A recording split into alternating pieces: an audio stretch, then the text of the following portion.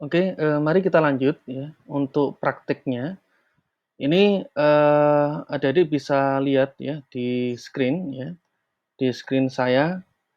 Jadi untuk yang pertama ya, di dalam menunya adik-adik akan muncul ya, Anaconda Navigator ya, sesuai dengan installernya Anaconda. Ketika Anaconda ini diklik, double klik ya, nanti akan muncul menu seperti ini ya. Seperti yang saya jelaskan tadi, kita akan menggunakan, Jupyter Lab.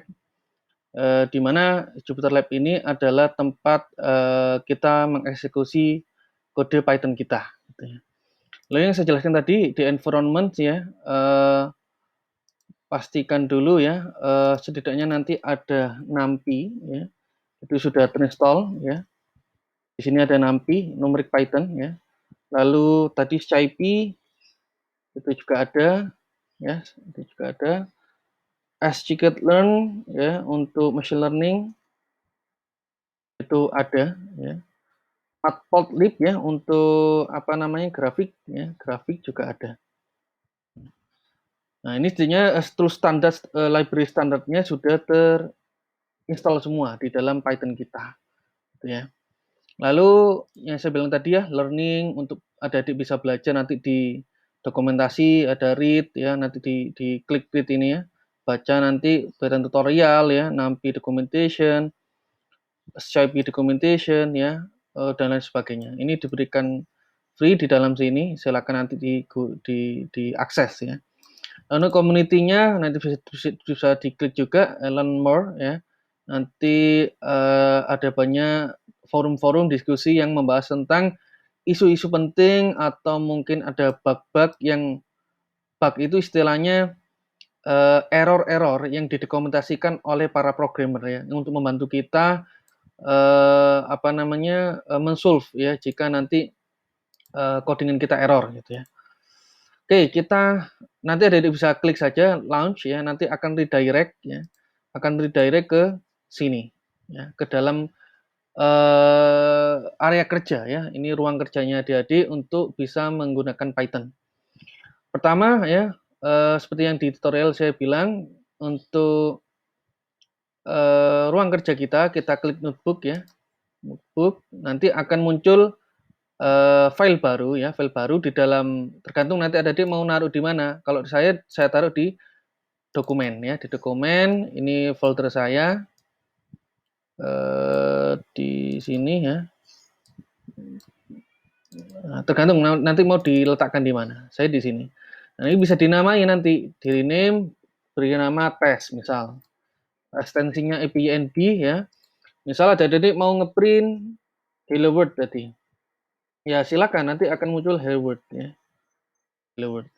Misal adik-adik nanti mengetik untuk aritmatika A sama dengan 1 ya. Lalu di enter saja ya, di enter, ini di enter. Lalu B sama dengan 2, di enter lagi C sama dengan 3 ya. Nah, ini misal adik-adik punya variabel D sama dengan A plus B plus C gitu ya. Nah, ini untuk mengeksekusi tinggal klik aja di sini ya. Loh, kok tidak muncul Pak? Ya karena variabel D ini belum dikeluarkan ya, untuk di print gitu ya. Di printnya bisa melalui seperti ini ya. Di print D, cetak D gitu ya. 6 otomatis. Tapi boleh kita langsung misal menggunakan seperti ini ya. Jadi variabel D-nya diketik seperti ini saja. Ya dia akan keluar sama 6 gitu. Tapi hati-hati kalau nanti variabel A-nya ya, A di sini ada nilainya 1, lalu adik-adik mengetik di sini A sama dengan 5, maka nilai D ya, nah, D-nya kalau kita rubah misal ya, A, B sama dengan C plus C, D, dia akan berubah. Kok bisa? Karena A di sini sequence ya, sequence berurutan artinya. Jadi apa yang sudah dideklarasikan di atas, tapi ternyata sudah dirubah di bawahnya, maka dia tidak akan digunakan lagi. Yang ini tidak akan digunakan lagi, ya, tidak digunakan, tidak digunakan lagi. Maka yang digunakan adalah variabel A yang isinya 5, yang terbaru. Karena ini sifatnya sequence ya. Sequence sehingga munculnya ada 5 ya. A-nya 5 dijumlahkan dengan B-nya 2 dijumlahkan C-nya 3. Maka 5 tambah 2 tambah 3 D-nya adalah 10. Nah, itu contoh sederhana ya, contoh sederhana bagaimana adik-adik mengeksekusi kode Python di dalam shell. Ini shell ya, namanya shell. Lalu untuk mengeksekusi tadi adik-adik bisa menggunakan tombol run ini atau bisa mengetik ya, menggunakan shift tambah enter ya. Jadi seperti ini, shift enter. Ya, shift enter. Maaf. Ya, shift enter. Nah, jadi shift enter nanti bisa langsung.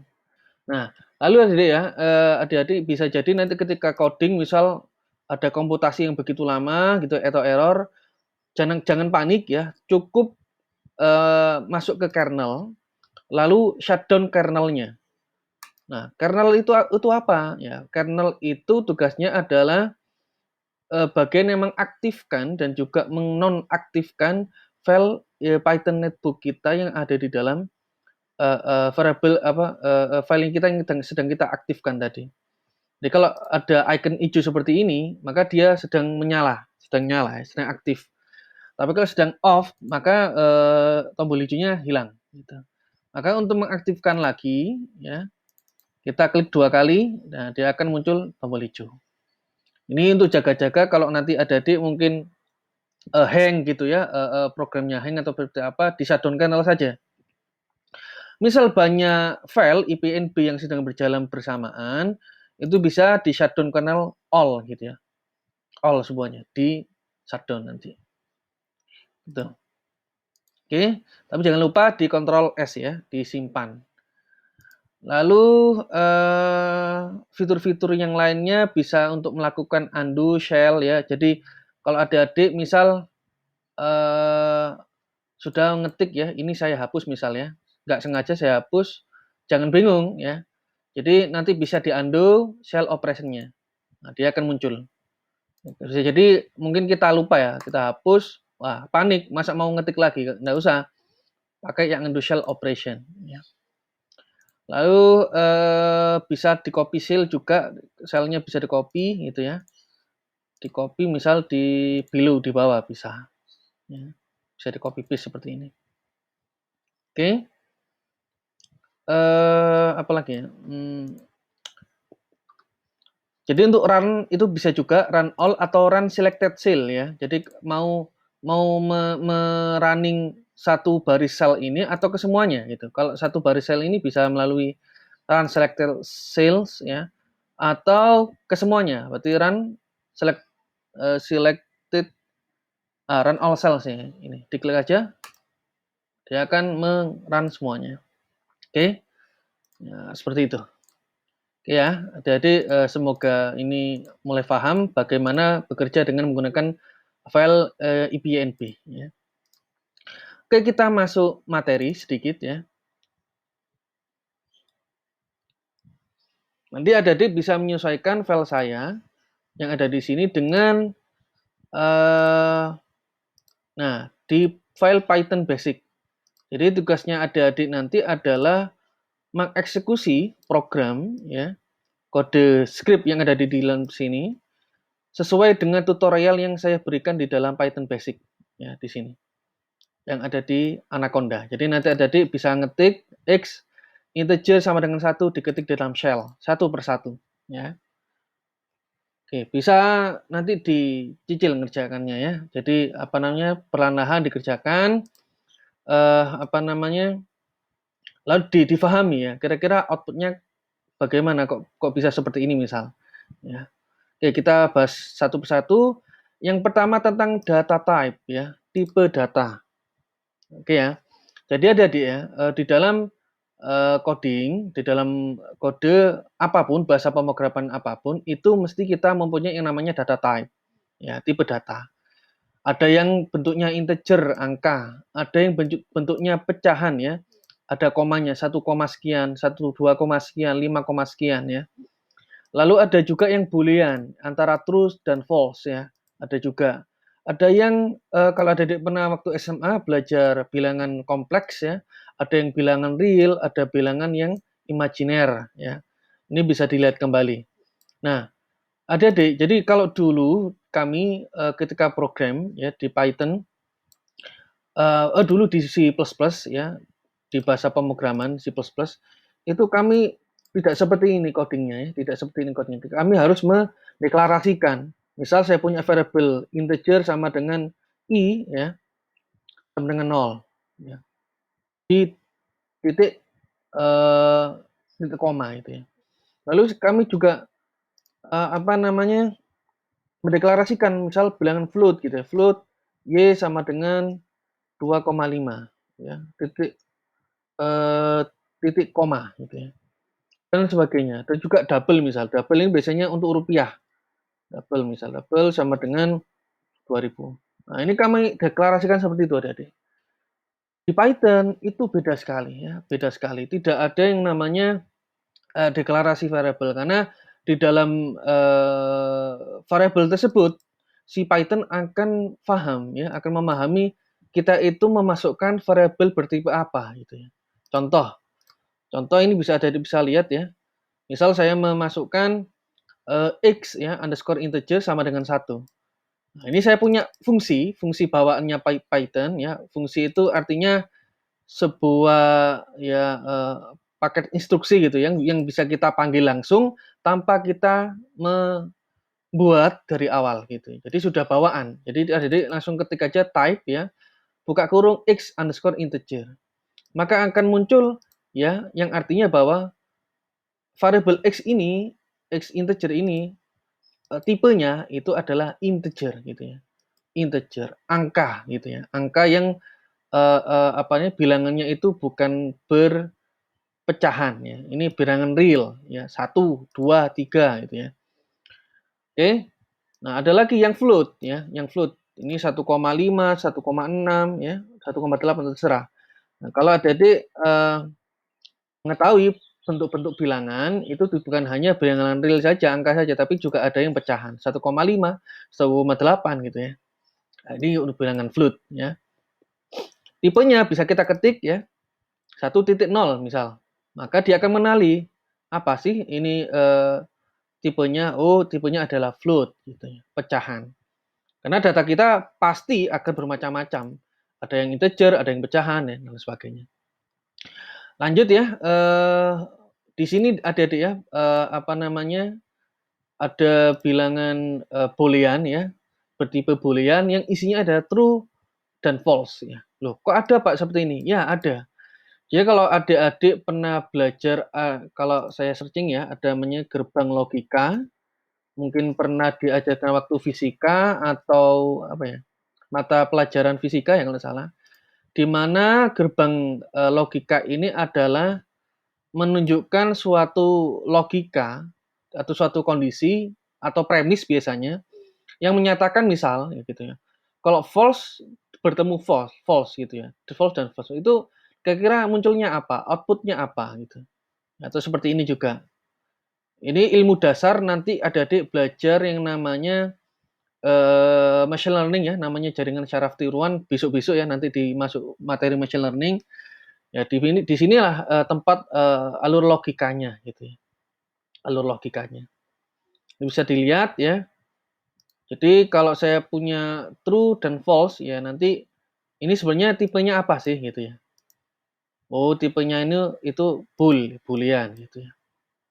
Nah, ini akan bisa kita gunakan. Ini nanti untuk saat ini mungkin adik-adik mungkin bingung ya, ini gunanya untuk apa, tapi yang pasti ketika kita sudah masuk materi advance, boolean ini sangat diperlukan ya, sangat diperlukan ya dalam beberapa operasi dalam algoritma dan logika yang bisa kita gunakan gitu. Misal ya, ada juga ini kompleks, bilangan kompleks saja ya, untuk kita tampilkan. Misal 1.0 min 1.0 J ya, di sini ada imajinernya, kita kita cek ya, type X complex. Kita punya variable temporary di sini X complex ya. Apa ini? Oh, tipenya kompleks ya, bilangan kompleks. Jadi catatannya the use of G to specify the imaginary part ya. Jadi ini bilangan imajiner.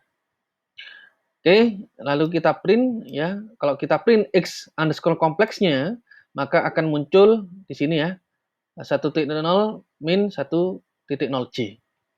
Oke, kalau ada ingin memecah ya, memecah bilangan itu menjadi bilangan real sendiri, bilangan imajiner sendiri, bisa melalui ya pemanggilan. Nah, ini di sini ada tambahannya variable .real dan .image. Jadi S kompleksnya punyanya kita tadi, lalu kita ambil suatu nilai bawaan ya, .real gitu ya. Nanti akan muncul angka 1 di sini. Lalu bilangan imajinernya juga muncul di sini, minus ya. Oke. Yang kedua ya, kita masuk yang type ya, type utility function, di mana di sini kita bisa ngecek ya, mengecek apakah benar tipe data kita itu sesuai dengan tipenya misal. Misal kita punya tadi ya di atas punya variable x underscore integer, kita keluarkan outputnya type buka kurung x integer, pastinya keluarannya adalah integer. Nah, ini di sini ada pengecekan ya dari namanya is ya. Ini sebuah kode script bawaan dari Python yang artinya itu adalah sebanding ya atau sama dengan gitu ya. Yang di sini ada integer ya. Ini adalah deklarasi integer. Apakah sama? Nah, ini logikanya kan kalau type ya x integer, ini kan keluarannya tadi apa? Ya, keluarannya kan tadi integer ya, sama ya, in ya. Nah, maka logikanya in ya dibandingkan ya, diserupakan dengan in ya. Logikanya kan sama ya, sama. Kecuali di sini ada inte gitu ya. Satunya into gitu. Ya enggak bisa. Menjadi false ya. Karena di sini output dari type x integer itu in dan yang ingin dibandingkan di situ adalah in juga, maka di sini logikanya adalah sebanding, maka true ya. Gitu ya. Jadi sama-sama, nilainya sama, sepadan ya antara type keluaran type x integer dengan in ya. Maka keluarnya adalah true.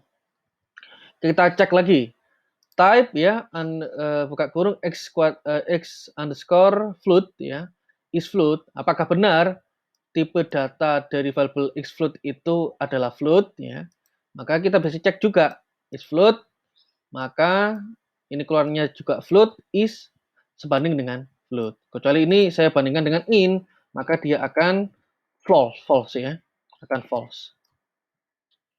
Jadi harus harus banding. Oke ya. Lanjut lagi, di sini ada bilangan kompleks ya, bilangan kompleks yang ada di atas tadi. Jangan bingung ya. Jadi x kompleks dan x float dan x integer diambil dari mana? Dari atas ya. Dari atas ini yang sudah kita deklarasikan di atas tadi. Ya. Apakah sama? Nih, x kompleks itu adalah kompleks ya. Maka jawabannya adalah true ya. Kalau di sini saya ganti float, maka dia tidak akan sebanding. Nah, sehingga di sini tipenya adalah kompleks. Oke, lanjut lagi ya terkait dengan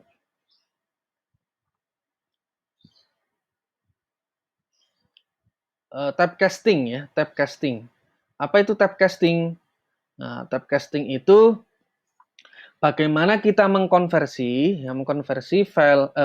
variabel yang kita punya ke bentuk variabel yang lain. Jadi kalau saya punya variabel ya, misal saya punya ini penjelasan saja ya. Misal saya punya variabel ya bertipe integer, itu saya coba konversi menjadi bertipe float gitu ya. Ya, atau sebaliknya yang bertipe float saya konversi menjadi bertipe integer. Jadi di sini bilangan real saya ubah menjadi bentuk pecahan, atau bilangan pecahan itu saya rubah menjadi integer gitu. Nah, ini contohnya ya, ini contohnya. Misal saya punya variabel ini float ya, ini bentuknya float ya. Kita cek dulu ya. Kalau Adik ingin menambahkan keterangan bisa menggunakan pagar ya. Pagar terserah nanti di sini kalimatnya apa. Print ya x, type x. Artinya kita ingin mencetak ya, mencetak variabel kita 1,5 ini dan juga tipenya ya, tipenya.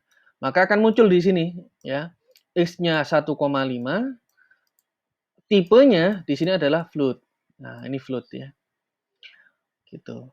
Nah, ini kita coba ya, apalagi variabel yang lain, misal x sama dengan integer ya. Lalu print.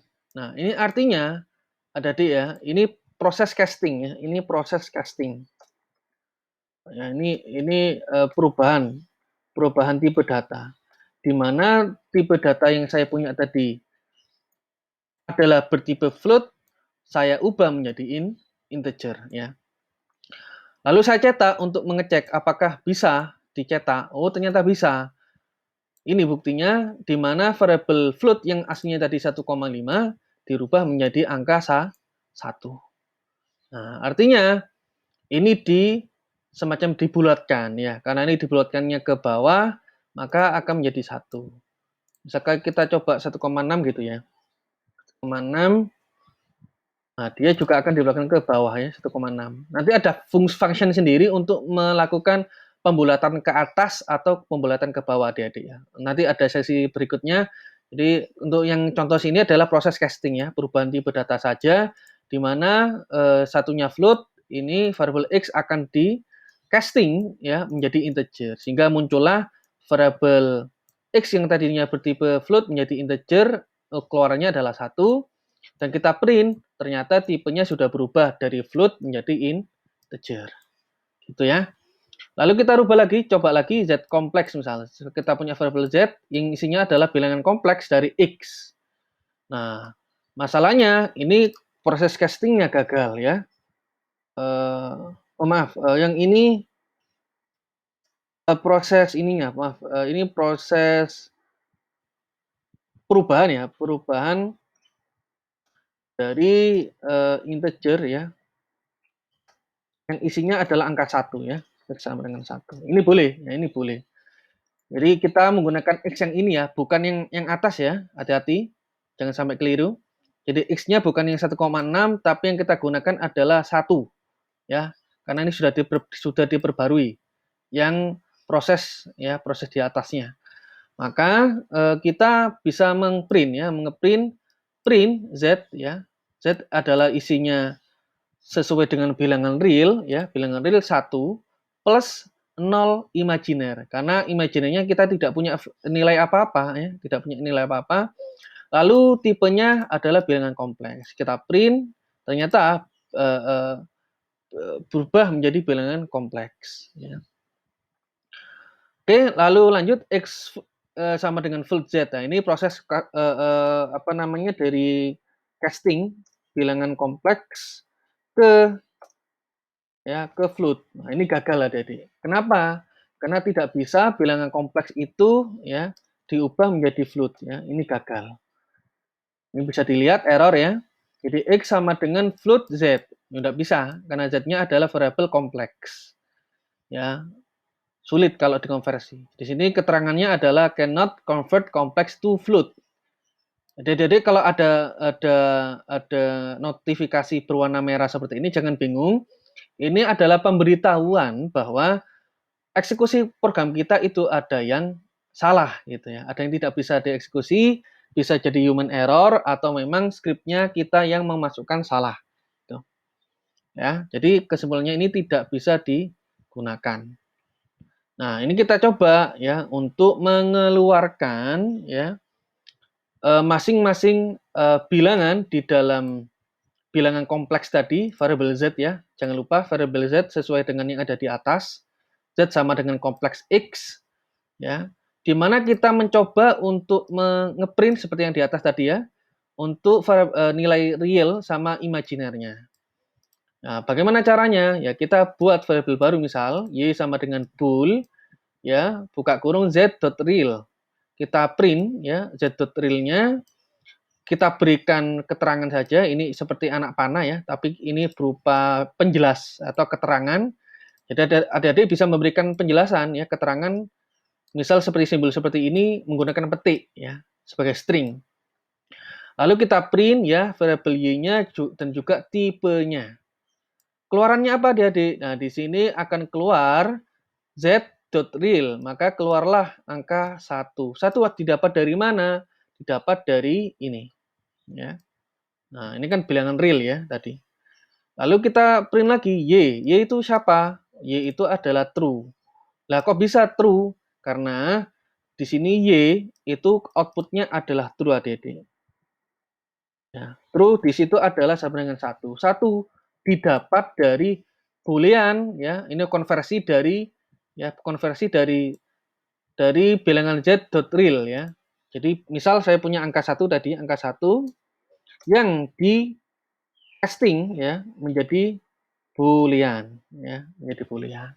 Maka angka 1 itu sepadan ya dengan seimbang dengan true ya. Jadi logikanya seperti itu. Kalau di pemrograman adik-adik harus paham bahwa true itu nilainya 1 atau nilai 1 itu adalah nilainya true gitu ya.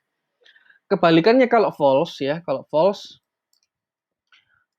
ya ini misal kita panggil ya menggunakan nilai z.imaginer, berarti kita menggunakan nilai yang ada di sini ya, imaginer ya. Kita casting ya boolean menjadi z ya dari z.imaginer. Maka yang dimana z.imaginer itu nilainya adalah 0 ya. Di sini 0 itu di casting ya, di casting menjadi false ya. Ini sepadan ya, nilainya 0 itu adalah false atau false adalah 0, sama. Maka akan keluar di sini adalah false. Ya, akan keluar false. Dan z.imaginernya 0 ya, y-nya adalah false. Tipenya mereka kedua-duanya adalah bertipe boolean. Nah, oke, sekian dulu untuk materi untuk sesi ini ya. Coba dipahami dulu ya, dipraktikkan ke dalam script Python ya di Jupyter Lab. Nanti akan kita lanjutkan untuk materi operator dan and comparison.